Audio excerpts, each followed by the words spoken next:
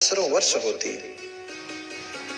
बुद्ध को जब ज्ञान प्राप्त होने वाला था, सिद्धार्थ गौतम ने जब कटोरे की खीर खाया और खा करके निरंजना नदी में फेंका और कहा कि अगर मुझे बोधि प्राप्त होने वाली है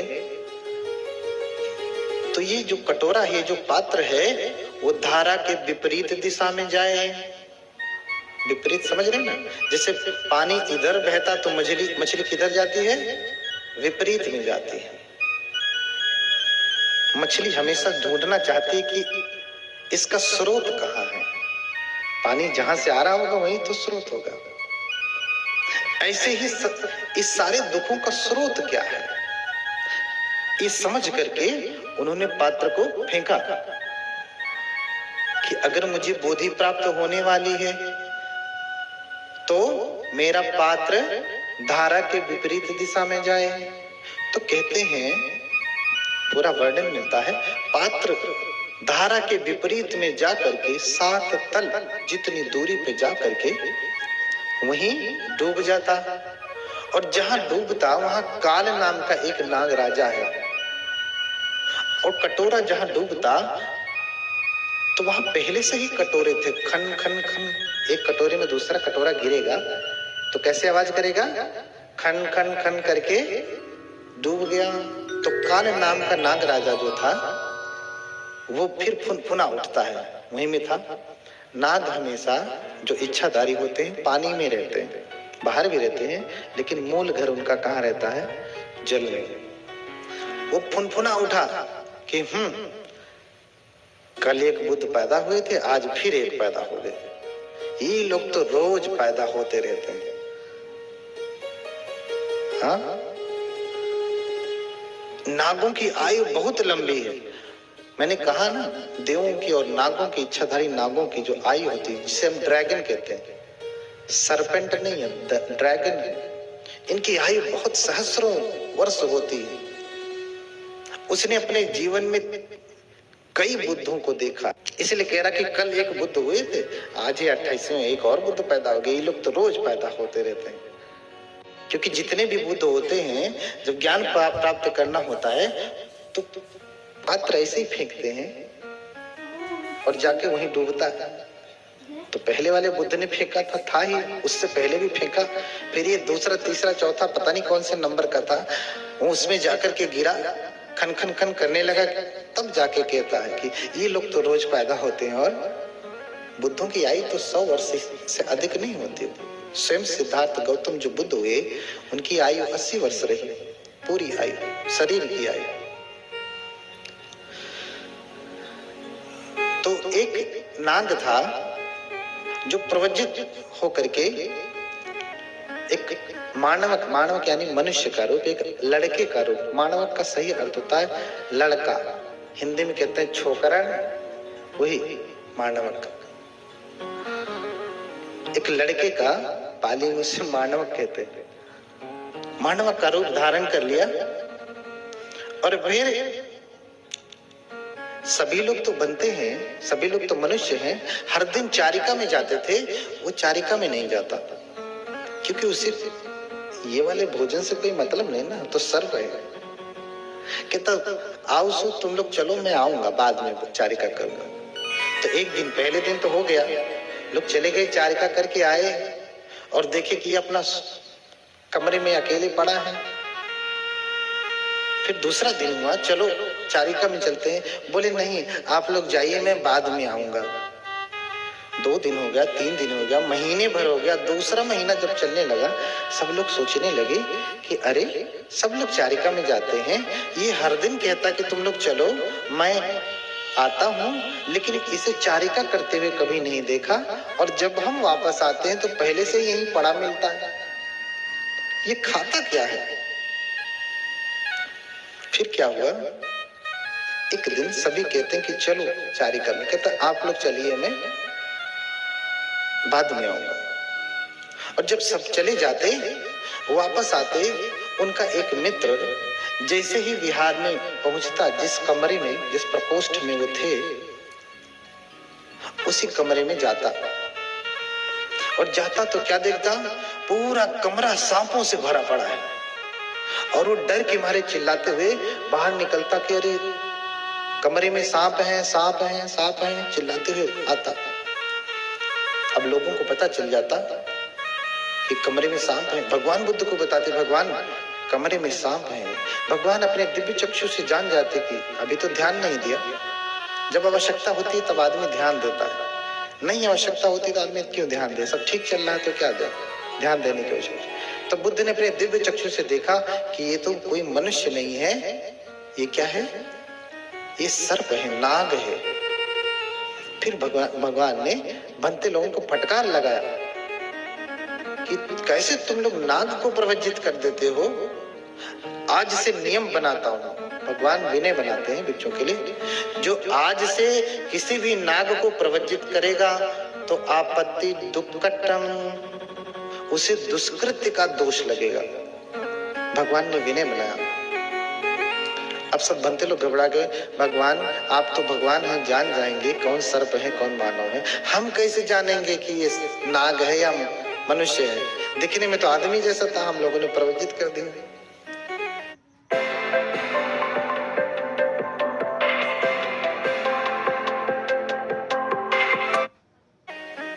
बोले भिक्षु, इसीलिए भगवान किसी को तुरंत प्रवज्जित करने की अनुमति नहीं दी है विनय में। कि कोई आया, बनते जी मुझे चीवर दे दीजिए, अच्छा चल लाओ लाओ, सब दुख निसरण, बोलो लो चीवर लो हाथ में, बोलो सब दुख निसरण निबाना सच्ची करना था इमं कासावं गहेत्वा दत्वा पब्बा जेत मंग बनते, लो बोलो, हाँ बोल दिया, लाओ लपेट दिया, चलो अब से तुम क्या हो गए? बनते हो गए। ऐसा भगवान ने विधान नहीं बनाया, लेकिन आजकल के बनते लोग ऐसे कर रहे हैं। पहले गुणों की परीक्षा होती है, प्रवृत्ति की प्रकृति की परीक्षा होती है, आशय अनुशय की परीक्षा होती है कि जान जाए कि सच में कोई योग्य बनते बनेगा कि कपड़ा पहन के खाली घूमेगा इधर उधर झोला लेकर के। आपने देखा होगा बहुत सारे बनते हैं, इतना बड़ा बड़ा सा झोला इसे टांगे रहेंगे, न चीवर ठीक से पहनने का ढंग है, चीवर भी पहनते नहीं है, लपेटे रहते हैं शरीर में। जैसे आप पेड़ों में कपड़े लपेट देते हैं ना, ऐसे शरीर में उनकी चीवर लिपटा रहता है।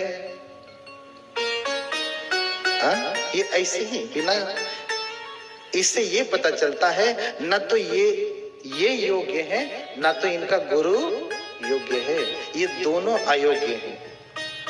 इसलिए कबीरदास कहते हैं कि जाका गुरु अंधला चेला खड़ा निरंध, अंधो अंधे ठेले तो दोनों कूप पड़ंत। जिसका गुरु अंधा है, स्वयं उसे बुद्धि नहीं है, ज्ञान नहीं है, और चेला भी वैसे निरंध, तो महा अंधा मिलेगा फिर।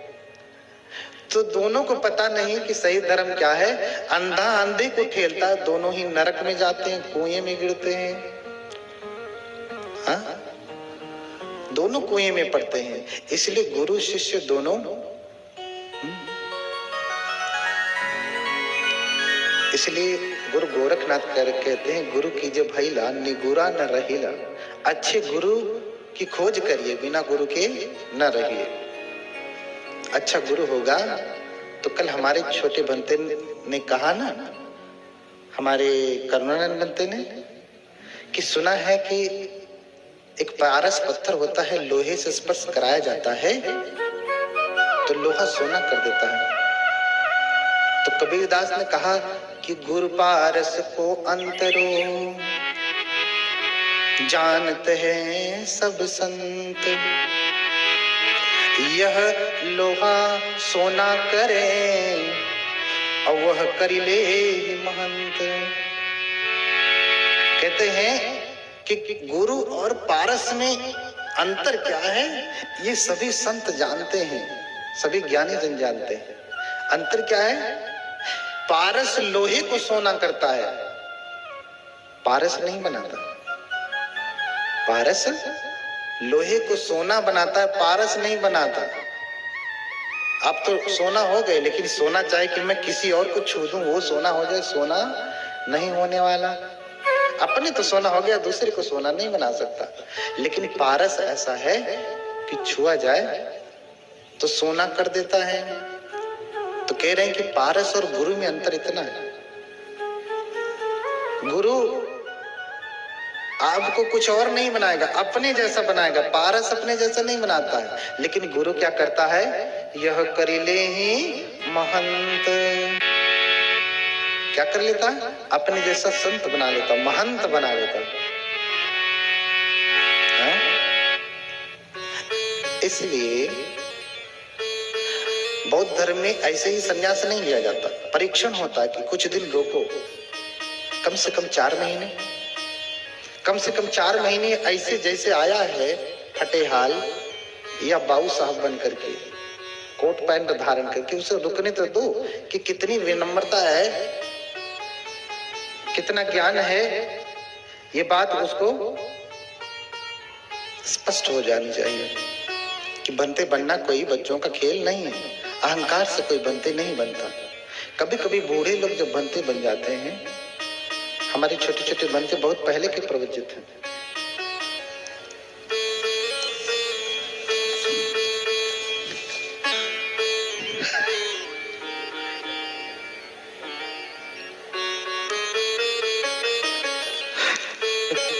बोलिए भगवान बुद्ध की, बोलिए भगवान बुद्ध की।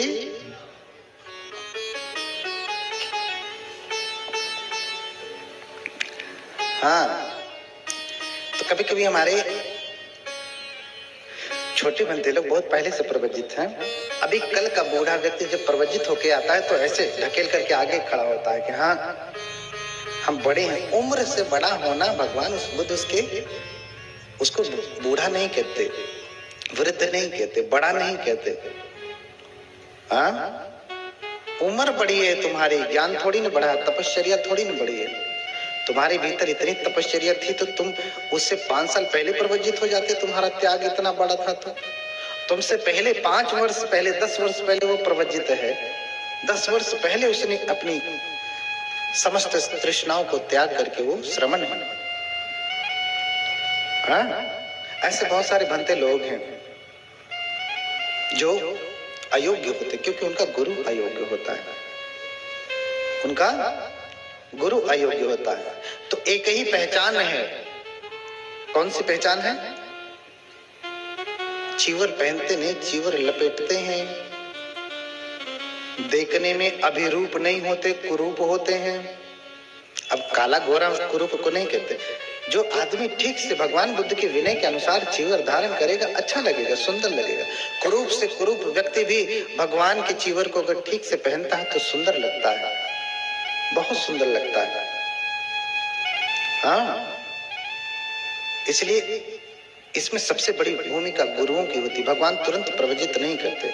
आजकल ऐसे बहुत सारे मिल जाएंगे आपको, बहुत सारे ऐसे बनते मिल जाएंगे और जगह जगह प्रवचन भी करते हैं, कथाएं भी करते हैं।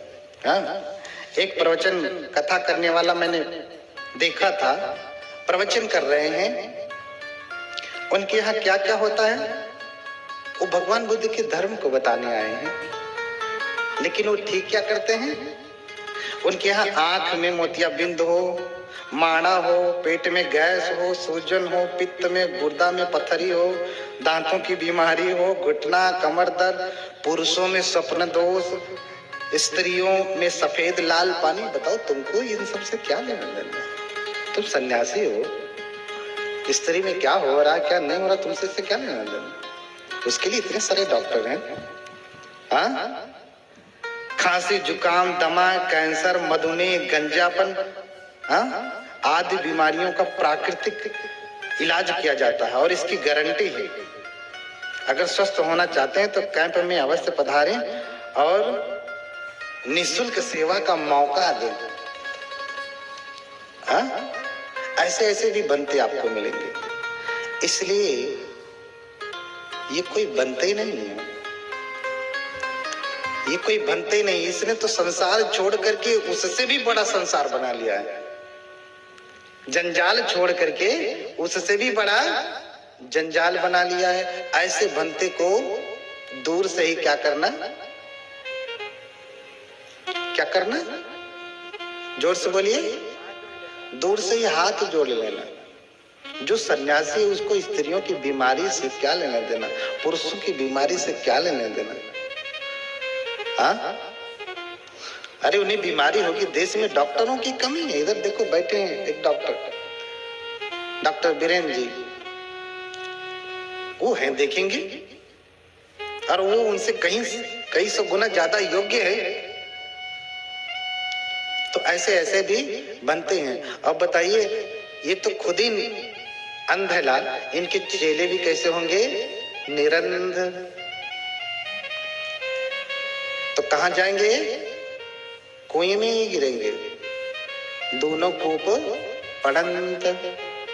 ऐसे लोगों से पहले ही हाथ जोड़ लीजिए कि हे भगवान, मैं आपसे प्रार्थना करती हूँ कि ऐसे लोगों का मुझे कभी भी दर्शन ना हो। इसलिए हर दिन हम पूजा करते हैं। जानते हैं क्या पूजा करते हैं, इमिना पुण्य कम्मेन मामे बाल समागमो सतंग समागमो होतु याव निबान पत्तिया। हे भगवान, जो मैं पूजा करके पुण्यार्जन कर रहा हूँ, इस पुण्य के प्रभाव से मुझे ऐसे मूर्खों का दर्शन भी ना हो। मामे बाल समागमो, ऐसे मूर्खों का समागम ना हो। गंदा पानी पीते हो, मेरा मतलब है इस कैन से, तो भाई कौन सी बात है, ये तो झगड़ा लगाने वाली बात है। अरे भाई, पहले आज के जैसे माचिस नहीं हुआ करती थी, लोग हमेशा आग जला के रखते थे। एक बार आग बुझ जाए तो फिर अरणी से रगड़ करके आग पैदा करने में समय लगता था, है ना। तो लोग आग हमेशा जला के रखते थे कि जब खाने की जरूरत होगी, खाना पकाने की, तो उस आग से निकाल करके अंगीठी में खाना पका लिया जाएगा। तो कभी कभी किसी के घर की आग बुझ जाती थी तो पड़ोसी से मांग लेता। तो ये कौन सी बात, अगर किसी पड़ोसी के घर की आग बुझ गई, हाँ, या मेरे घर की आग बुझ गई, तो मैं बाहर से आग अपने घर में नहीं लाऊंगा क्या? नहीं लाऊंगा तो कैसे काम चलेगा? ये तो झगड़ा लगाने वाली बात है। तो विशाखा समझाती है कि नहीं, ध्यान से सुनिएगा, ये माताओं के लिए बहुत ही महत्वपूर्ण है। विशाखा कहती कि नहीं पिताजी, नहीं पिताजी, मेरे पिता ने ये नहीं कहा था, ये वाली आग नहीं कहा था, अभी तो ये कहा था कि बाहर की आग अर्थात बाहर के झगड़े को भीतर मत ले आना। अर्थात पड़ोसी में सास बहू लड़ रही हो तो तू मत लड़ने लगना उनको देख करके। ये बाहर आग लगी हुई है, तू आकर के अपने घर में आग मत लगा लेना। बाहर झगड़ा हो रहा है तो तू अपने घर में सीख करके झगड़ा मत करने लगना। अरे इन सबको छोड़िए, पता है सबसे बड़ा बी कौन है? सबसे बड़ा बी है न्यूरोबियन का विटामिन बी। साधारण टैबलेट्स के मुकाबले न्यूरोबियन की लाल पत्ती में है 3 गुना तक विटामिन बी की शक्ति, जो थकान और झंझनाहट से राहत दिलाए। क्यों, समझ गए ना? सबसे बड़ा बी है न्यूरोबियन का विटामिन बी। शेयर मार्केट में आप जितनी भी स्ट्रेटजीज जानते हो उन सबको आप भूल जाओगे अगर आपको पता चले कि बॉटम पर बाय और टॉप पर सेल कैसे करते हैं। अपने घर में सीख करके झगड़ा मत करने लगना, तो मिगार चुप हो जाता। अच्छा, फिर दूसरी बात कही थी कि अंदर की आग बाहर मत ले जाना, अंदर की आग बाहर मत ले जाना। अच्छा, कोई मेरे यहाँ आग मांगने आएगा तो मैं नहीं दूंगा, वो खाना ना पकाए ऐसे ही मर जाए। बोले आप फिर गलत समझ रहे हैं। मेरे पिता ने समझाया था कि कल को घर में कोई वाद विवाद हो जाए तो घर का भेद, घर का झगड़ा बाहर मत बताना। ये गृहस्थी का नियम है, ध्यान से सुनिएगा। ये सिर्फ विशाखा के लिए नहीं है, ये हम सबके लिए है।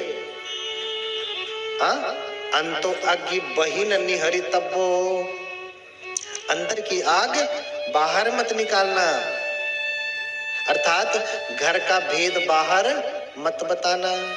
नहीं तो बाहर बैठ के का बहन क्या कहे, हमारी सास तो ऐसी है कि क्या कहे। हाँ, जब देखो तो किच किच किच किच किच किच किच किच करती रहती। हाँ, तो घर की आग कहाँ लगा दिया, बाहर। तो आपकी सास के बारे में पड़ोसी क्या सोचेंगे? हाँ, क्या कहें, हमारे पति तो ऐसे हैं शराबी, क्या करें, हमारे ससुर तो वैसे हैं। सारा भेद आप बाहर बता देंगे तो बाहर वाले तो सब कुछ जान ही जाएंगे ना आपके बारे में, फिर आपका घर कमजोर हो जाएगा, आपकी औकात जान गए वो, फिर आप क्या कर लेंगे उनका। इसलिए घर मजबूत बना रहे तो अंदर की आग बाहर मत ले जाना।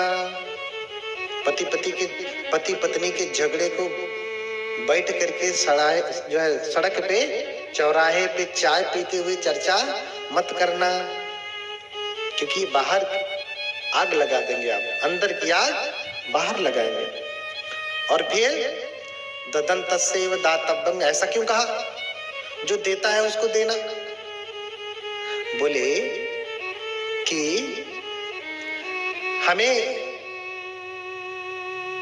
हमसे जब कोई कुछ मांगने के लिए आए, जैसे आपके घर में जब खेती का काम लगता है तो कभी आप फावड़ा मांगते हैं ना, कुदाल मांगते हैं, कुछ और मांगते हैं। हाँ, गाड़ी का काम लग गया तो थोड़ा अपनी बाइक दे दो भैया, वहां जाना है ना। तो कोई मांग करके लेके जाए और समय पे वापस लौटा दे तभी देना, नहीं तो मत देना। घर से बाइक लेके गया, कहा कि अभी आधे घंटे में लेके आ रहा हूँ, 4 दिन हो गया लौटाया नहीं, तो उसे देना मत। तो जो दे उसको देना। आददन्तस्यैव नादातव्यम, जो न दे उसको मत देना। हाँ, जो न दे उसको मत देना। इसका तात्पर्य यही हुआ कि हम जब किसी के पास मांगने के लिए कोई वस्तु जाते हैं, हमें जब किसी चीज की आवश्यकता होती है, अगर वो नहीं देता है तो हमें भी नहीं देना चाहिए। उसके पास है लेकिन दे नहीं रहा है, तो कल को जब वो आए तो मत दीजिए।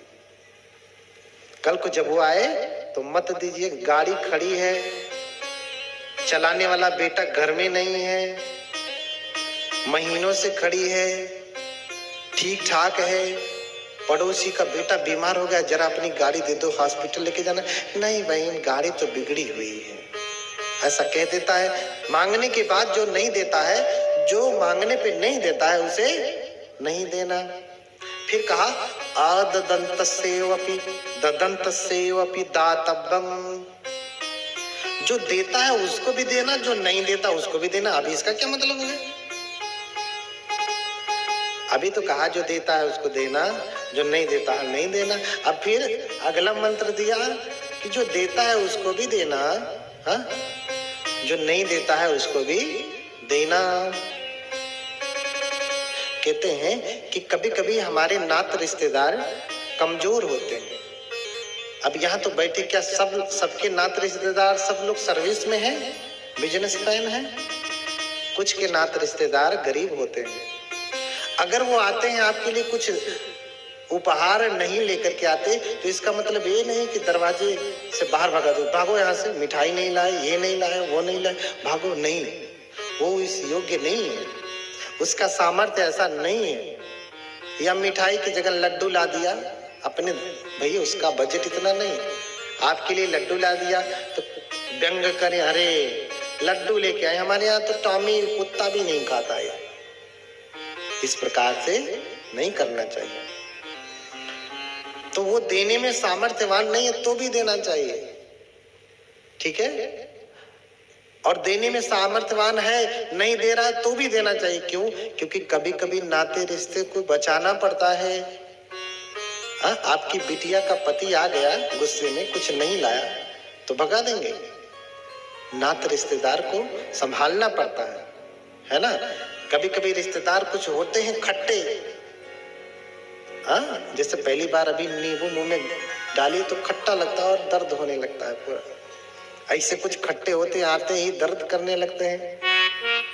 हाँ, लेकिन ठीक है, अपने रिश्तेदारों का संग्रह करना है तो उनको भी झेल लेना, उनको भी चाय पानी देना है, आतिथ्य करना है। हाँ, और फिर कहा कि सुखं भुंजितव्यम, सुख से खाना। अरे कोई दुख से भी खाता है क्या? तो बोले ये सुख से नहीं, बोले कि ऐसा ना हो कि तुम घर चली जाओ बहू बन करके, तुम्हारी सास नहीं खाई है, तुम्हारी माँ नहीं खाई है, तुम्हारे पिता तुम्हारे ससुर नहीं खाए हैं। हाँ, घर में दादी है, हाँ, सास की ससुर की माँ, घर में दादी उसने भी नहीं खाया है, पति ने नहीं खाया है, अन्य बड़े बूढ़े बुजुर्ग नहीं खाए हैं, तो तुम्हें पहले नहीं खाना चाहिए। पहले माता को खिलाओ, पिता को, सास ससुर को खिलाओ, दादा दादी हैं उनको भी खिलाओ, बड़े भाई हैं, बड़ी दीदी हैं उनको खिलाओ, फिर खाना, फिर खाना। तो इसे कहा सुखं भुंजितव्यम, सुख से खाना। आज से वाटर गैस डालना बंद करो और ये सब लेके जाओ। सुख से खाना, नहीं तो बवाल हो जाएगा। कहेंगे देखो कल की आई है छोकरी, हम लोग वैसे भूखे बैठे हैं, अरे ये पकवान चढ़ा करके मैडम आराम कर रही हैं। हाँ, यही कहेंगे ना। इसलिए उनको खिलाने के बाद ही खाना। और फिर क्या कहा,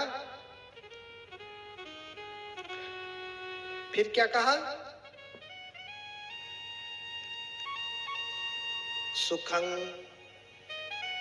निशितव्यम, सुख से बैठना। क्या, सुखं निशितव्यम, सुख से बैठना। ऐसा ना हो कि ऐसी जगह बैठ जाओ जहां सास के आने पे, ससुर के आने पे, बड़े बूढ़ों के आने पे खड़ा होना पड़े। ध्यान से समझिए, बोलिए भगवान बुद्ध की। ऐसी जगह पे मत बैठना।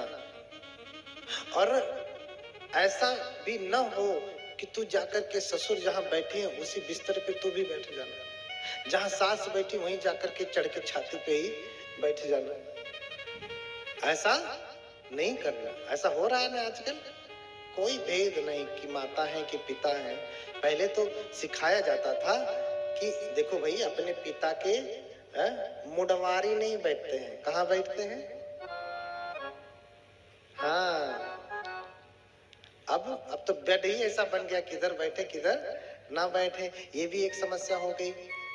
मुंड की तरफ नहीं बैठना, हाँ, शीर्ष की तरफ नहीं बैठना, पाद की तरफ, पैर की तरफ बैठना सिखाया जाता था। अब ये कुछ भी नहीं रहा। इसलिए ऐसी जगह पे नहीं बैठना। ससुर नीचे बैठे हैं और तुम जाकर के कुर्सी लगा करके पैर के ऊपर पैर रख के बैठ जाओ, ये भी ठीक नहीं है। इसलिए सुख से बैठना तब होगा जब सम्मान करते हुए बैठना। गुरुओं के सामने बैठने का तो और बड़ा नियम है। कहा कि गुरुश्च चक्षुर विषय न यथेष्टासनो भवेत्। गुरु अगर बैठा है तो उसके सामने हमेशा आपका आसन नीचा होना चाहिए। नीचम सय्यासनम चास्य सर्वदा गुरु सन्निधौ। हाँ, गुरु के सामने हमेशा आसन नीचा होना चाहिए, बराबर में भी नहीं, नीचा होना चाहिए। और कहां तक नीचा होना चाहिए? गुरुश्च चक्षुर विषय, जहां तक गुरु देख पा रहा है ना वहां तक भी आसन ऊंचा नहीं होना चाहिए। इतना तक कह दिया, हाँ, इतना तक कह दिया। यानी मैं देख पा रहा हूं कि वहां खड़े हैं और मुझसे ऊंचे बैठे हैं, तो ये ठीक नहीं। बैठने के लिए बैठिए, कोई आपत्ति नहीं, कोई दोष नहीं, लेकिन ये सम्मान नहीं होगा, ये एटिकेट मैनर नहीं होगा। और फिर कहा अग्गिंग परिचर्याति। और क्या कहा? अग्गिंग परिचर्याति। उससे पहले कहा कि सुख से सोना। सुख से सोना क्या है?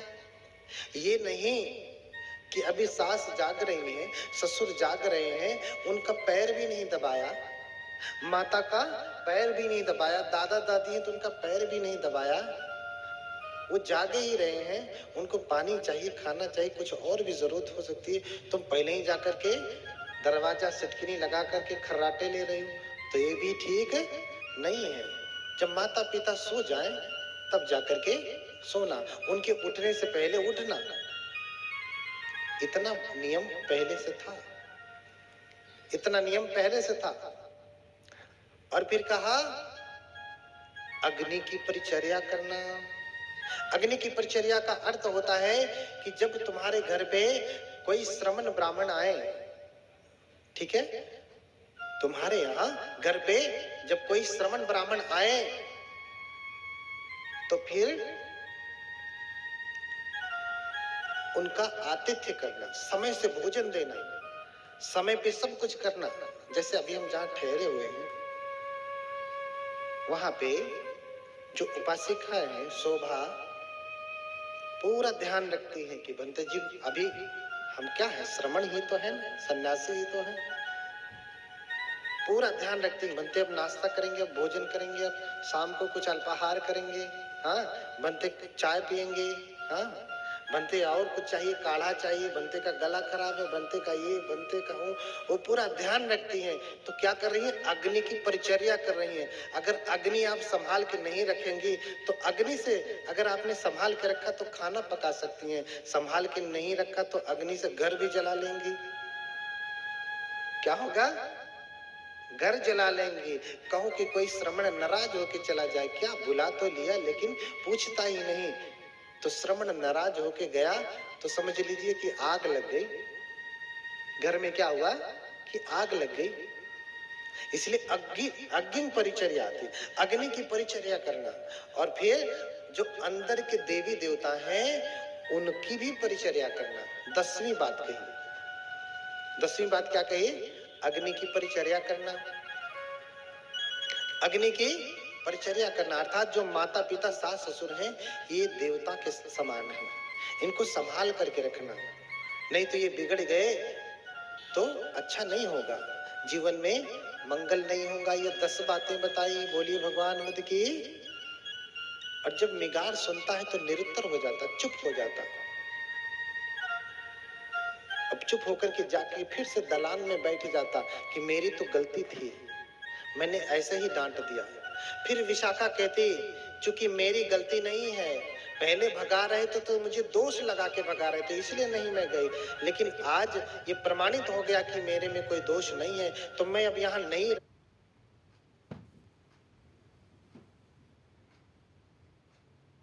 भगवान उस पर पैर रख लेते। एक बात और ध्यान रखें कि भगवान कहीं भी प्रवेश करते हैं तो सर झुका के प्रवेश नहीं करते। जैसे किसी का घर का द्वार छोटा हो तो हम लोग झुक करके जाते हैं ना। और पहले तो बहुत जो छोटे छोटे गरीब लोग होते थे उनके घर का द्वार छोटा बनता था, राजा महाराजाओं का घर का द्वार बड़ा होता था, तो छोटे लोगों के घर में जाने पे सर झुका करके जाना पड़ता था। लेकिन बुद्ध अगर किसी के घर में जा रहे हैं, किसी ने निमंत्रण दिया तो बुद्ध अपने सर को नहीं झुकाते, अभी तो द्वार ही बड़ा हो जाता है, बुद्ध सीधे सीधे अंदर चले जाते हैं। बुद्ध कहीं कभी भी अपना सर नहीं झुकाते। ये बुद्ध का बल है, बुद्ध की महिमा है कि वो कहीं भी किसी भी परिस्थिति में सर नहीं झुकाते। भगवान ने एक पैर धरती पे रखा, दूसरा युगंधर, और फिर तीसरा कहाँ रखा, तावतीन से देवलोक में। और जैसे ही वो देवलोक में चले गए भगवान अंतर ध्यान हो गए। देवलोक में जाते ही यहां से दिखाई थोड़ी नहीं देंगे, हाँ यहां से दिखाई नहीं दिए।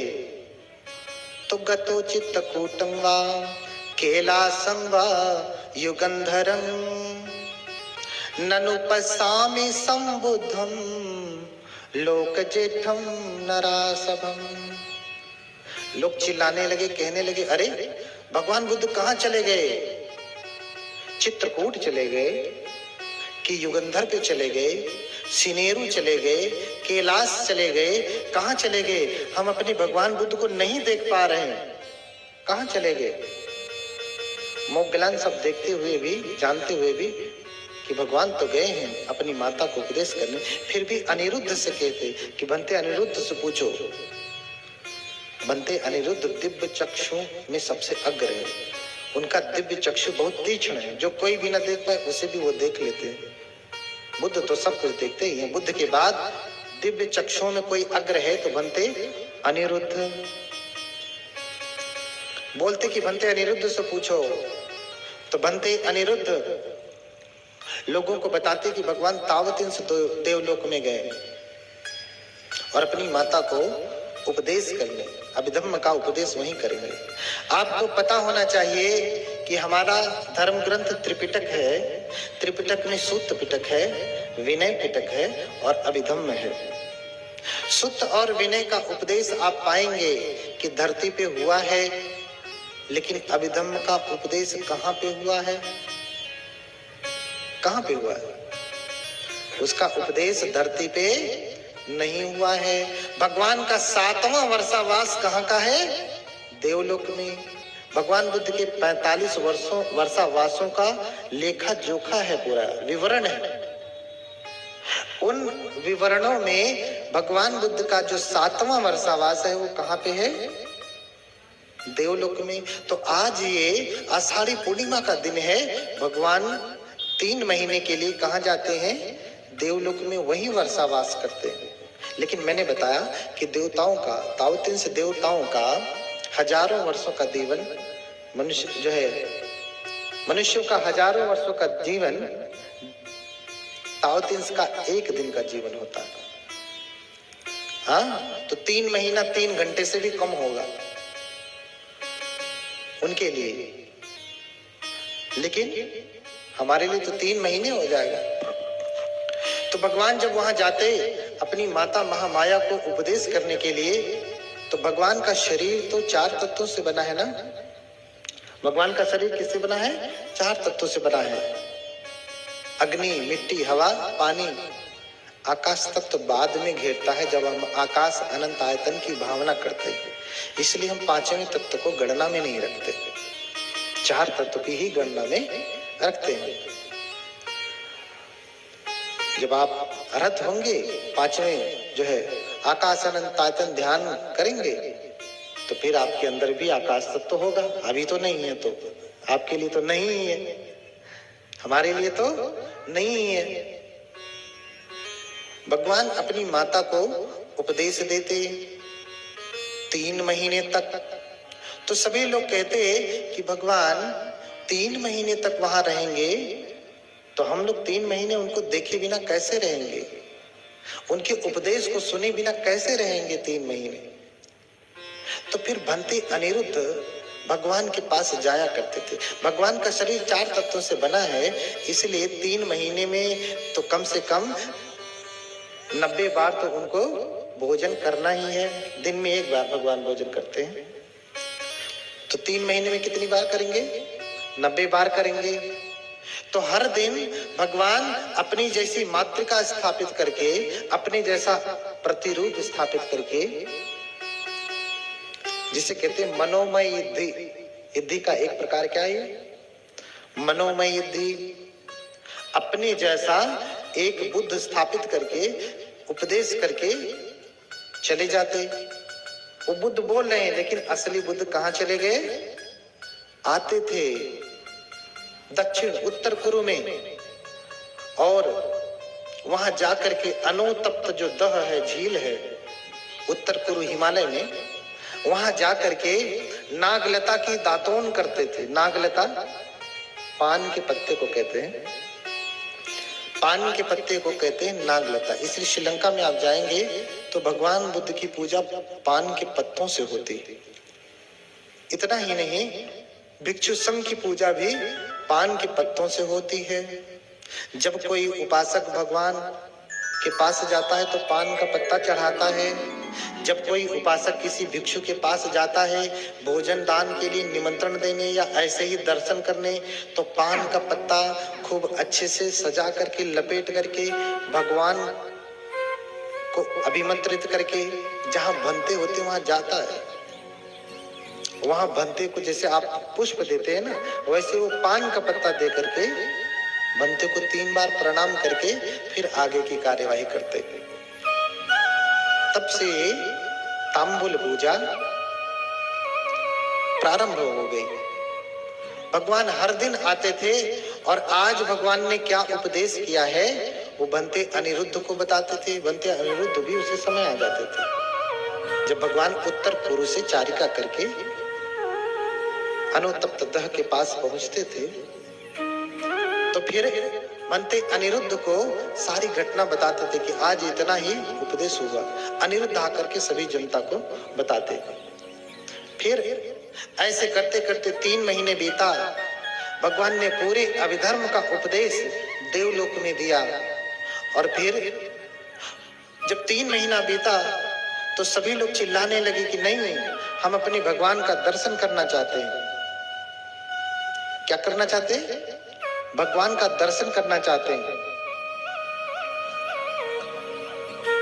तो अनिरुद्ध भगवान से पूछते, भगवान आपका दर्शन कैसे होगा? बोले इस समय तुम्हारा बड़ा भाई मुग्गलान कहाँ है? बोले इस समय संकिसा में है। तो बोले सभी को बोलो कि संकिसा में आए, वहीं तथागत उतरेंगे। जब 3 महीने पूरा होता है, तीसरे महीने में जो जनता श्रावस्ती में थी भागी भागी कहाँ पहुंचती है? संकिसा में। और भगवान अभी देवलोक से उतरने वाले हैं संकिसा। तो देवराज शक्र ने आदेश दिया कि 3 प्रकार की सीढ़ी बनाई जाए, एक सोने की, एक चांदी की और एक मणि की, रत्न की। 3 सीढ़ी बनाई जाए। 3 निस्सेनी कहते हैं उसे, निस्सेनी सीढ़ी बनाई जाए, क्योंकि भगवान उन्हीं सीढ़ियों के द्वारा नीचे उतरेंगे। और जब 3 महीने पूरा होता है तो एक तरफ सहमपति ब्रह्मा खड़े होते हैं छत्र लेकर के। जिन ब्रह्म को पाने के लिए लोग इतना तप करते हैं, ध्यान से सुनिए माता जी, जिस ब्रह्मा की प्राप्ति के लिए, जिनको खुश करने के लिए आप इतना तप करते हैं, वो ब्रह्मा इस भगवान की सेवा में छत्र लगाए खड़े हैं। हाँ, कैसा छत्र? जैसा भी छत्र लगा था ना, ये तो सामान्य छत्र है। भगवान का छत्र तो स्वर्ण रत्न रजित पूरी तरीके से सुशोभित रत्नों से बना हुआ छत्र। स्वयं सहमपति ब्रह्मा छत्र लगाते हैं भगवान को। तभी से भगवान बुद्ध के जितने भी विहार श्रीलंका, थाईलैंड, बर्मा, म्यांमार में मिलेंगे, उन भगवान बुद्ध के ऊपर आप देखेंगे, ध्यान नहीं दिए होंगे तो देखिएगा क्या लगा रहता है? छत्र लगा है ना। आप ध्यान से देखिएगा, किसी भी श्रीलंकन मंदिर में आप देखेंगे छत्र लगा रहता है। बनते लोगों के ऊपर भी क्या धारण करते हैं? छत्र। स्वयं संपत्ति ब्रह्मा जो चांदी की बनी हुई सीढ़ी है बाएं तरफ, उस पे छत्र लेकर के खड़े हो जाते हैं। दाहिने तरफ देवराज शक्र पंखा लेकर के झलने लगते। उनका जो सेवक है, उनका जो म्यूजिशियन है, गंधर्व पंचशिख गंधर्व पुत्र, वो अपनी वीणा लेता है और भगवान बुद्ध के स्वागत में देवलोक से बजाते बजाते बजाते पिपी पिपी पिपी पिपी करते हुए देवलोक से कहाँ लेकर के आता है? संकिसा की भूमि पर लेकर के आता है। बोलिए भगवान बुद्ध की।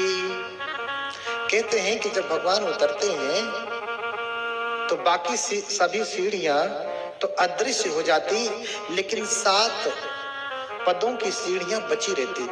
1 2 3 4 5 6 7 7 पदों की सीढ़ियां चांदी की, रत्न की, सोने की बची रहती।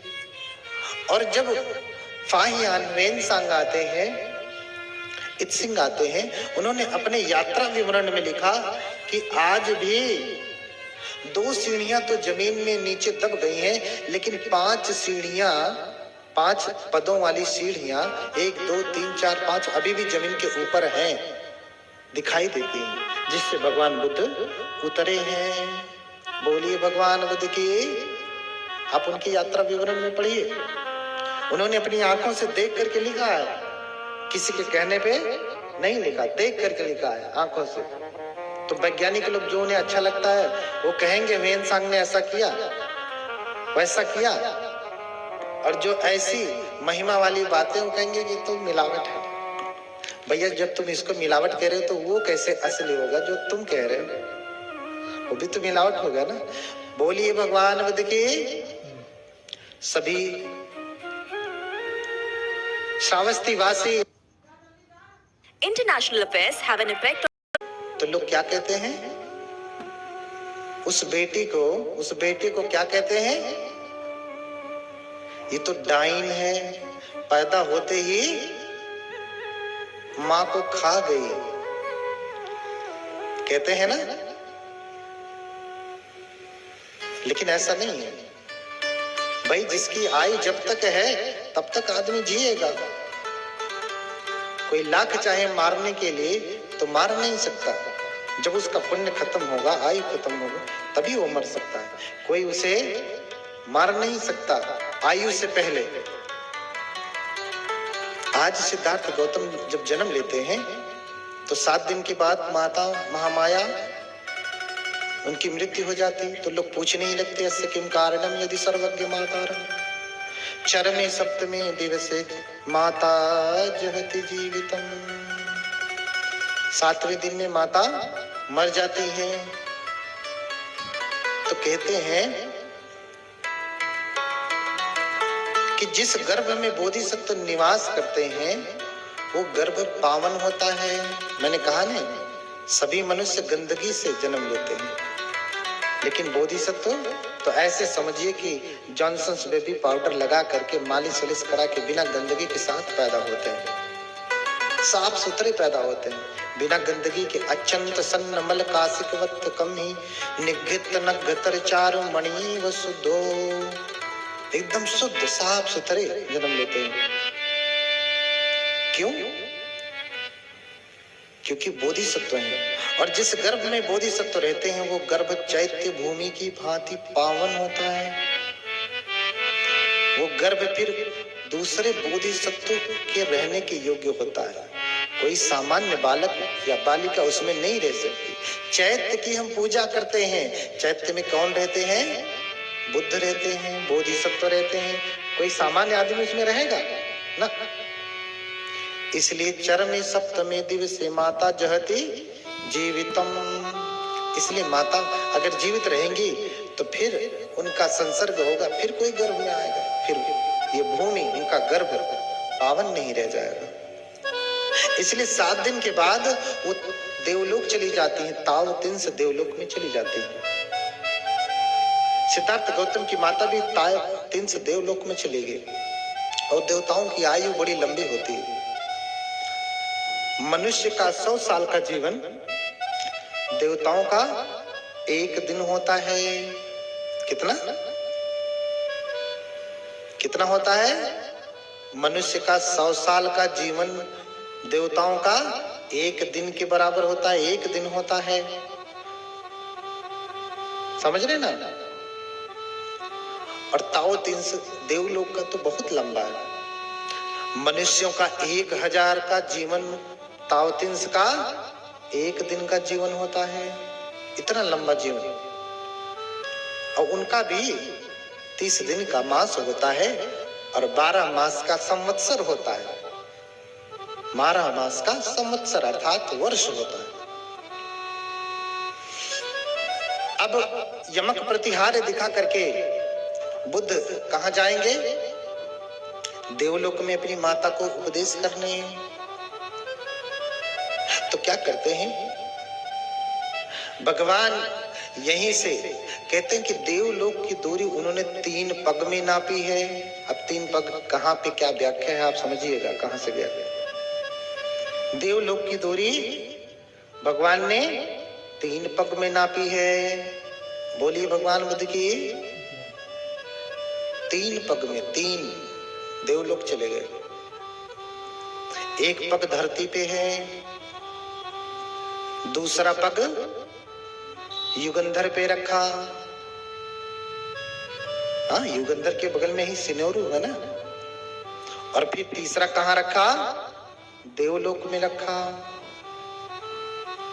अब इतना बड़ा भगवान का पैर हुआ क्या?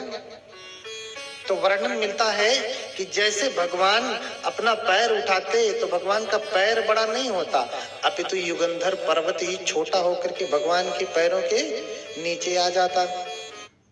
The issue that I have with denim on this Amazon Fashion Up episode, we are बोलिए भगवान बुद्ध की। तो तुरंत ही भगवान ने जैसे ही उस आम के वृक्ष के ऊपर अपना हाथ धोया, तुरंत आम का वृक्ष तैयार हो गया। ऐसी है भगवान की महिमा। तो चमत्कार मुनि आप दिखाया, चमत्कार मुनि आप दिखाया, आम वृक्ष क्षण में उपजाया।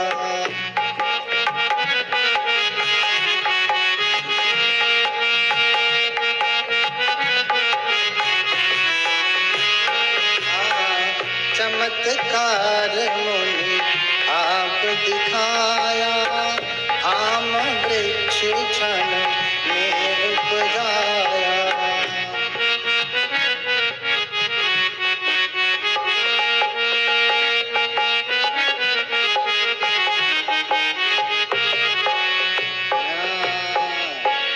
भगवान ने क्या किया?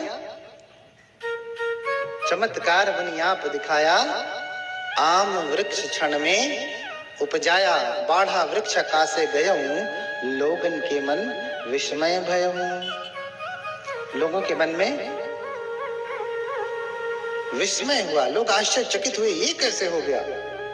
ये ऐतिहासिक घटना है, कोई काल्पनिक घटना नहीं है। देखते ही देखते आम का वृक्ष खड़ा हो गया। राजा देख करके आश्चर्यचकित हो गया, तुरंत सैनिकों को आदेश दिया कि इसका संरक्षण किया जाए, कोई इसे हानि न पहुंचाने पाए। लोग आम के फल को तोड़ करके खा रहे हैं, ये देखने के लिए कि ये सच में असली है या नकली। हाँ? और खा रहे हैं तो आम का फल इतना मीठा कि आज तक ऐसा कभी मीठा फल खाया नहीं, ऐसा कभी मीठा फल नहीं खाया।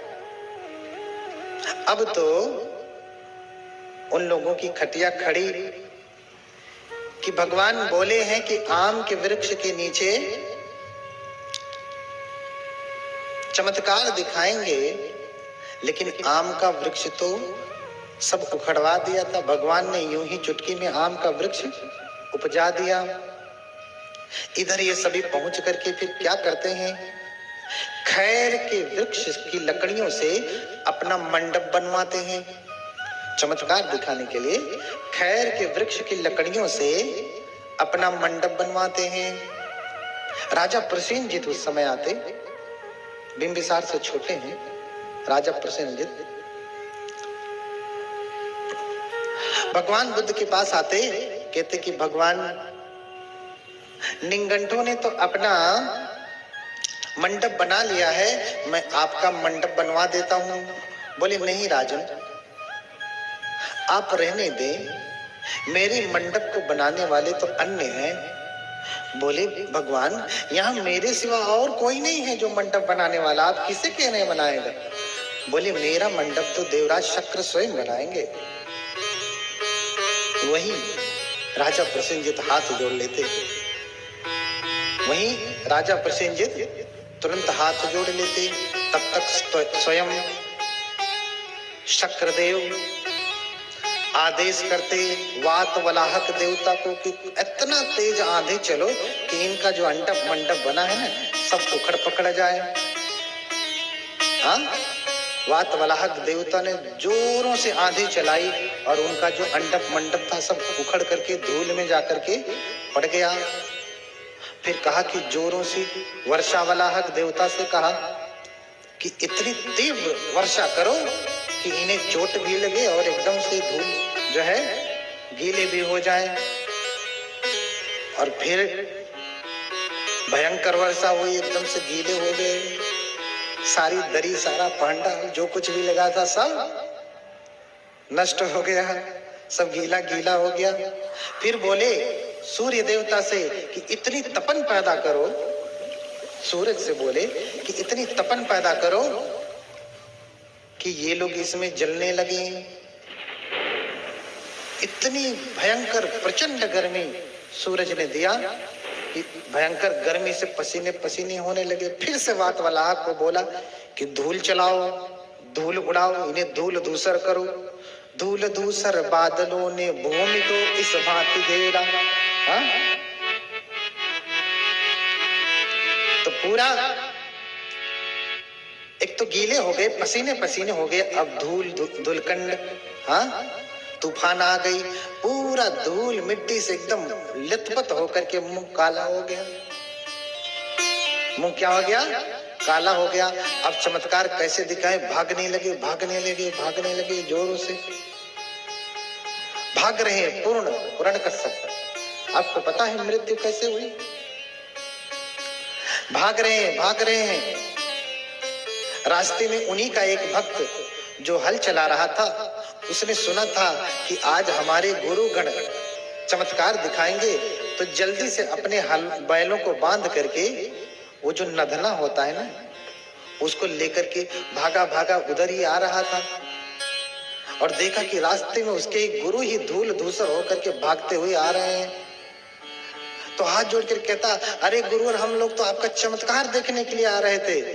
तो उनके हाथ से नदना छीन करके, रस्सी छीन करके कहता है, चलिए रस्सी मुझे दे, तुझे चमत्कार से क्या काम। छीन करके भागते और कहते हैं, वर्णन मिलता है, आगे जाते हैं, अपने पांव को लपेट करके, गले को लपेट करके नदी में कूद जाते और बुड़ बुड़ बुड़ बुड़ करके वहीं डूब के मर जाते। बोलिए भगवान बुद्ध की करुणा है। लज्जा के मारे कि अब कौन से मुख से चमत्कार दिखाएंगे, डूब करके मर जाते, क्योंकि बुद्ध के सामने कोई चमत्कार दिखा पाएगा, संभव नहीं। अब इधर समस्त श्रावस्ती के लोग, अन्य जगहों से आए हुए लोग भी, लगभग 7 करोड़ लोग इकट्ठा हैं देखने के लिए भगवान बुद्ध का चमत्कार। और भगवान फिर यमक प्रतिहार्य दिखाते।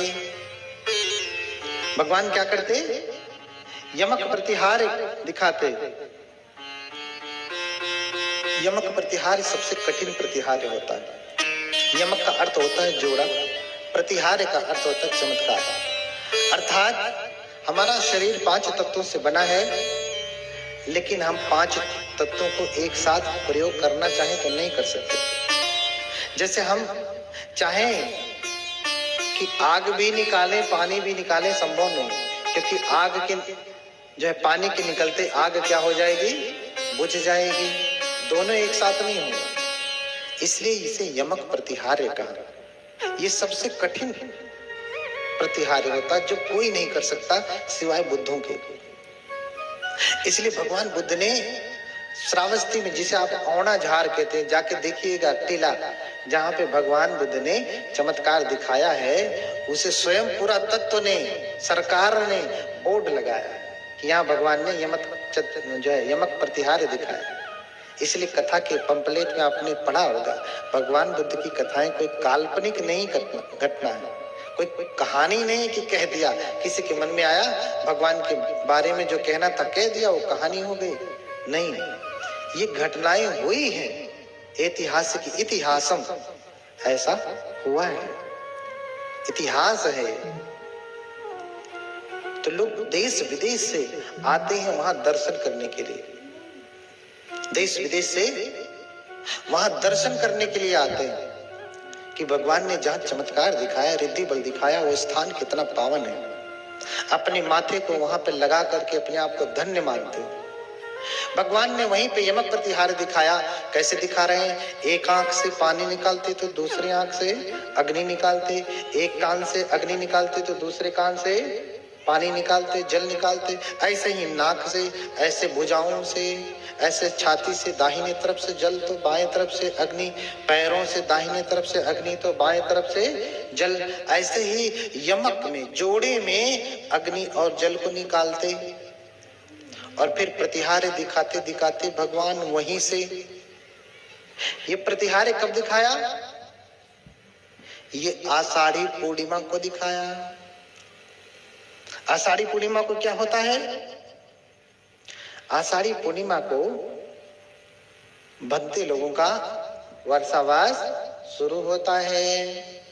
भक्ति लोग अधिष्ठान लेते हैं। उसी दिन, उसी आषाढ़ी पूर्णिमा के दिन भगवान ने यमक प्रतिहार्य भी दिखलाया था। यमक प्रतिहार भी दिखलाया था। आषाढ़ी पूर्णिमा का दिन है।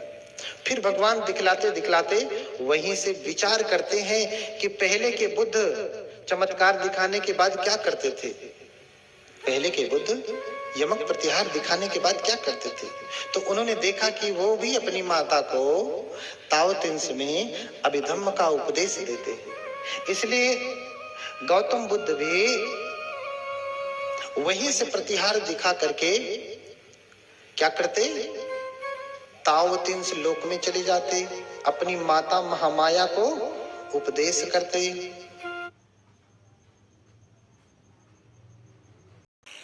भगवान बुद्ध के समय की घटना है कि देवराज इंद्र एक बार सोचते हैं, अपने मन में विचार करते हैं कि मेरे जैसा कोई सामर्थ्यवान व्यक्ति नहीं है। मेरे जैसा कोई सामर्थ्यवान व्यक्ति नहीं है। मैं जो चाहता हूं सो ही होता है। मेरी मर्जी के बिना कुछ भी नहीं होता। अगर होता तो मेरे जैसा वैजयंत प्रसाद किसी का कहाँ है, मेरे जैसा महल किसी का कहाँ है, मेरी जैसी सुंदर सुंदर भोग करने के लिए स्त्रियां कहाँ हैं लोगों के पास। मेरे जैसा वैभवशाली कोई और देवता श्रमण ब्राह्मण नहीं है इस धरती पे। मेरे जैसा कोई शक्तिशाली भी नहीं है। तो बनते सारी पुत्र साधना कर रहे थे और साधना में उन्होंने आवर्जन में देखा कि देवराज शक्र ऐसा सोच रहा है। सुगत के शासन में जिस समय स्वयं लोक गुरु भगवान अरहत सम्यक संबुद्ध इस धरा पे विद्यमान है, उस समय में किसी के मन में ऐसी धारणा चले कि मेरे जैसा कोई नहीं है, वो कितना अज्ञान में फंसा है। तो इसे सबक सिखाना होगा। बनते देख करके मुस्कुराते कि अरे ये तो मिथ्या दृष्टि का, इसे लगता है कि मैं ही शक्तिशाली हूं। इसकी जैसी तुच्छ शक्तियां तो श्रोतापन सख्यतागामी अनागामियों के पास होती है, अरहतों का तो कहना क्या, और फिर विद्वानों की तो बात ही नहीं डाले। हाँ, बनते वहीं बैठे बैठे अपने पैर को बाहर निकाल करके, ऐसे बाहर निकाल करके अपने दाहिने पैर के दाहिने अंगूठे से ऐसे जरा सा ठुनगी मारी। हाँ, जैसे आप गोली खेलते तो ठुनगी मारते हैं ना, बनते ने ऐसे दाहिने पैर के दाहिने अंगूठे से ऐसे ठुनगी मारी और उनका देवलोक जो था, इंद्र का इंद्रासन हिलने लगा, पूरा लोक हिलने लगा। अब अपनी पूरी शक्ति लगा रहे हैं कि मेरा ये लोक जो है हिले ना, शांत हो जाए, स्थायी हो जाए। लेकिन उनका लोक हिल रहा है। पूरी शक्ति पूरा सामर्थ्य लगा करके देख लिए, लेकिन रुक नहीं पाए। पहले तो जब घर में समस्या आती है तो आदमी सोचता है कि मैं ठीक कर लूं। आपकी गाड़ी रास्ते में बिगड़ जाए, पहले आप उतर करके नट बोल्ट लगा के खोल खाल के देखते हैं क्या हुआ। जब आपके बस का होता तो आप कर लेते हैं, नहीं होता तब कहीं सोचते हैं आखिर कौन बना सकता है इसे। पहले तो अपना सारा सामर्थ्य लगा लिया कि मैं तो परम शक्तिशाली हूँ, अपनी आवर्जनी विद्या को लगाया कि रोकता हूं, लेकिन नहीं रोक पाया। फिर अपने दिव्य चक्षु से देखता कि आखिर किसने हिलाया इसे। तो अपने दिव्य चक्षु से देखता कि अरे धरती पे बनते सारे पुत्र हैं। उन्होंने अपने दाहिने पैर का दाहिना अंगूठा मार दिया और ये हमारा इंद्रासन हिलने लगा। और फिर वहीं से हाथ जोड़ करके बनते रक्षमाम रक्षमाम, हमारी रक्षा करें। वहीं से हाथ जोड़ करके चिल्लाने लगते, बनते रक्षमाम रक्षमाम रक्षमाम, हमारी रक्षा करें, हमारी रक्षा करें, हमें बचाएं, हमसे गलती हो गई। हमने सोचा कि हम सबसे शक्तिशाली हैं, लेकिन आप हमसे ज्यादा शक्तिशाली हैं। बंते मैं आपकी शरण जाता हूं, बंते मैं आपकी शरण जाता हूं, मेरी रक्षा करें। बंते मुस्कुराते हैं, कितना अज्ञानी आदमी है, सुगत को छोड़ करके मेरी शरण आता है। बंते ने अपने पैर को जो आगे बढ़ाया था बस उसे पीछे कर लिया और इंद्रासन वो जो उनका जो हिल रहा था वो क्या हो गया, शांत हो गया, रुक गया। फिर वहीं से हाथ जोड़ करके 3 बार जो है भगवान को, धम्म को, संघ को, तीनों को प्रणाम करते और कहते कि मैं आज से आपकी शरण जाता हूं। हे बंते, हे भगवान, मैं आज से आपकी शरण जाता हूं, मुझसे गलती हुई, अब दोबारा ऐसी गलती नहीं होगी। देखिए, लोग कहते हैं, मैंने कल भी कहा कि कहते हैं कि चमत्कार नहीं होता, रिद्धि बल होता है, योग बल होता है, जिसे हम इद्धि बल कहते हैं पाली में। जादू टोना तो ये तो हाथ की सफाई है, यौगिक बल नहीं है, यौगिक बल नहीं है। एक बार राजगृह का एक श्रेष्ठी, उसे एक चंदन की जड़ मिली। किसकी जड़? चंदन की जड़ मिली। चंदन बहुत महंगा होता है ना, तो रक्त चंदन की जड़ मिली। तो उसने सोचा कि मैं इसे क्या करूं, किस काम आएगा ये, किसी और काम में नहीं आ सकता, रगड़ घिस के ही काम में आएगा, चूरा बनाने के काम आएगा, पाउडर बनाने के काम आएगा, इसके अलावा और कोई काम में नहीं आ सकता। तो क्यों ना मैं इसे खुरद करके एक पात्र बनवा दूं। फिर उसने एक खुरदवा करके एक पात्र बनवा दिया चंदन का, और फिर सोचा इसका करूंगा मैं क्या। फिर उसने उस सुंदर से चंदन के पात्र को 7 तल जितना ऊंचा बांस लिया, उसमें बांध करके ऊपर टांग दिया। 7 तल, समझ रहे हैं? 7 मंजिला मकान जितना ऊंचा एक बांस लिया और उसमें बांध करके ऊपर टांग दिया और घोषणा करवा दी कि जो अरहत हैं और परम रिद्धिमान हैं वो इस पात्र को उतार ले, मैंने इसे दान कर दिया है। हाँ, मैंने इसे दान कर दिया है। उस समय महाकोटि और बंते मोगलाल ये दोनों उधर से ही गुजर रहे थे। उस समय के जो शास्ता थे, पूरण कश्यप, मक्कली घोषाल, अजित केस कंपनी, पकुत कच्चान, संजय वेलट पुत्र, निंगंडनाथ पुत्र, ये जो 6 शास्ता थे वो बारी बारी से आते कहते कि सेठ हम अरहत भी हैं और रिद्धिमान भी हैं, शक्तिशाली भी हैं, तो मुझे ये पात्र दे दे। तो सेठ कहता कि अगर आप रिद्धिमान हैं, अरहत हैं, तो मैं कहाँ रोक रहा हूं, मैंने तो दे ही दिया, आप जाइए और उड़ करके ले लीजिए। हाँ, एक एक करके 6 शास्ता आते और यही बात कहते कि हम रिद्धिमान हैं, अरहत भी हैं, हमें ये पात्र दे दो। सेठ कहता कि अगर आप योग्य हैं तो आप खुद ही उड़ करके ले लीजिए। लेकिन कोई उड़ नहीं पा रहा था क्योंकि सच में रिद्धिमान नहीं थे। उसी समय बंते सारीपुत्र और महाकोटि उधर से गुजर रहे थे। बोले, बंते आप रिद्धिमान हैं और अरहत भी हैं, आप इस पात्र को उतार लें। तो बंते मोगलान कहते कि आप अरहत हैं और रिद्धिमान हैं, आप ही क्यों नहीं उतार लेते।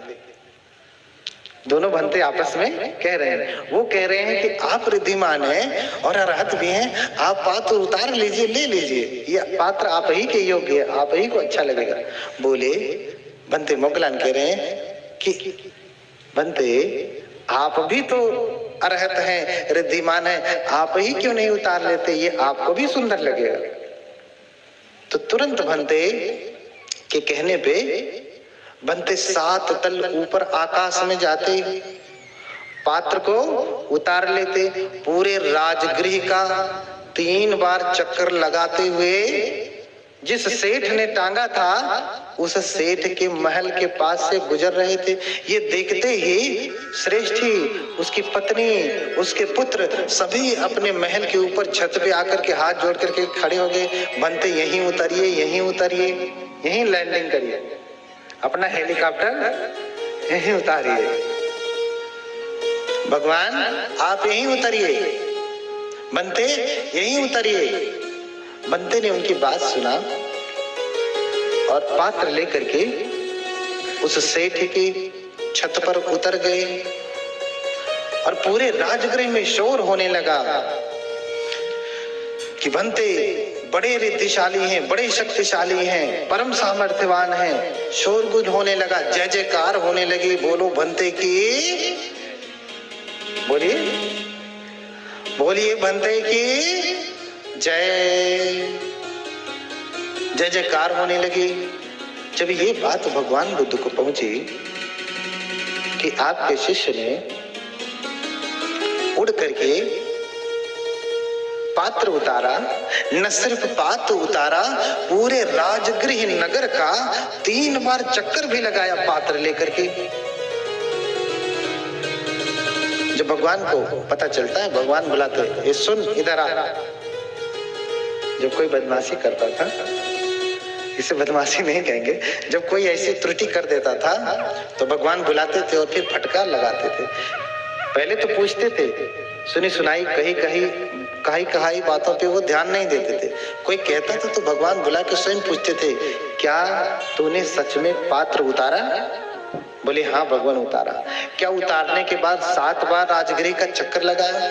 बोले हाँ भगवान लगाया।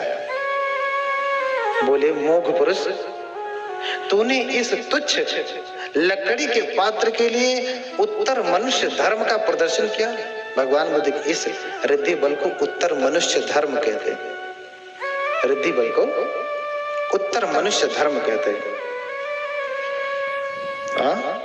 तूने इस तुच्छ मिट्टी के पात्र के लिए उत्तर मनुष्य धर्म का प्रदर्शन किया इन गृहस्थों को। ये अप्रसन्नों को प्रसन्न करने के लिए। किसको प्रसन्न करने के लिए? ये अप्रसन्नों को प्रसन्न करने के लिए, जो सील में श्रद्धा नहीं रखते, जो समाधि में श्रद्धा नहीं रखते, जो प्रज्ञा में श्रद्धा नहीं रखते, तथागत के 4 आर्य सत्य अष्टांगिक मार्ग प्रतिसमुत्पाद में श्रद्धा नहीं रखते, उनको अब जो है प्रसन्न करने के लिए। जो इसमें श्रद्धा रखते हैं उन्हें कोई चमत्कार देखने की जरूरत नहीं पड़ती, वैसे ही त्रिरत्नों की शरण चले जाते हैं। और तूने इन अज्ञानियों को प्रसन्न करने के लिए उत्तर मनुष्य धर्म का प्रदर्शन किया। भगवान ने फटकार लगाया, और न सिर्फ फटकार लगाया अपितु भगवान ने उसी समय से चमत्कार को दिखाने के लिए पाबंदी लगा दी।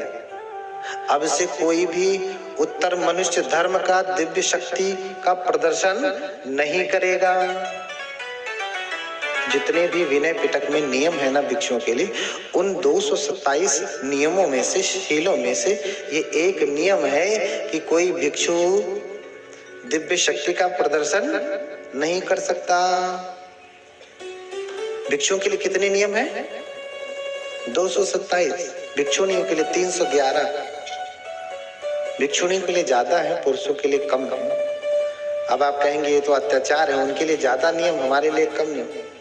उनके लिए ज्यादा नियम कुछ उनकी शारीरिक संरचना, कुछ शारीरिक क्रियाओं की वजह से बढ़ जाते हैं। कुछ चीजें ऐसी हैं जो सिर्फ स्त्री में होती है, पुरुष में नहीं होती। उन नियमों के अनुसार उनके नियम बढ़ जाते हैं। बाकी और भिक्षु के संबंधित नियम लगभग बराबर हैं। तो उन 227 नियमों में से एक नियम है, एक शील है कि कोई भिक्षु दिव्य शक्ति का प्रदर्शन नहीं करेगा।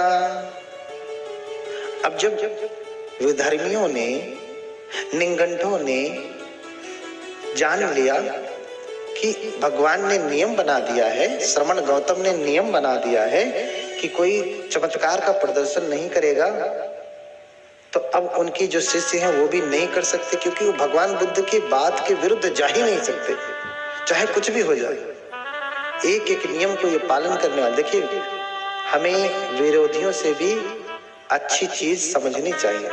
विरोधी भी अनजाने में ये कह रहा है कि सुगत ने, श्रमण गौतम ने अगर नियम बना दिया कि कोई शक्ति का प्रदर्शन नहीं करेगा, तो उनके श्रावक ऐसे हैं कि उनके वचन के विरुद्ध जाने वाले नहीं हैं। देखो, कर रहा है निंदा, हो रही है प्रशंसा कि ऐसे हैं भगवान, ऐसे हैं उनके श्रावक की एक भी श्रावक भगवान बुद्ध के विरुद्ध नहीं जाता। यहाँ तो इतना बल लाल पानी पी करके आएंगे, इधर उधर मंडराएंगे और कहेंगे बुद्धम शरणम गच्छामि। लाल वाले साग का भोग लगा करके आएंगे और कहेंगे बुद्धम शरणम गच्छामि। हाँ, इधर उधर नैन मटकाएंगे, मुंह मार के आएंगे और कहेंगे बुद्धम शरणम गच्छामि। बुद्ध का श्रावक वो नहीं जो उनके विरुद्ध चलता है, बुद्ध का श्रावक वो है जो उनके पथ पर चलता है। पथानुगामी बुद्ध शावको। हाँ, कोवा बुद्ध से शावको। प्रश्न किया गया, बुद्ध का श्रावक कौन है? बुद्ध पथानुगामी को, बुद्ध शावको। जो बुद्ध के पथ पर चलता है वो बुद्ध का श्रावक है, बुद्ध का शिष्य है। इसलिए कहा कि एस भगवतो शावक संघो,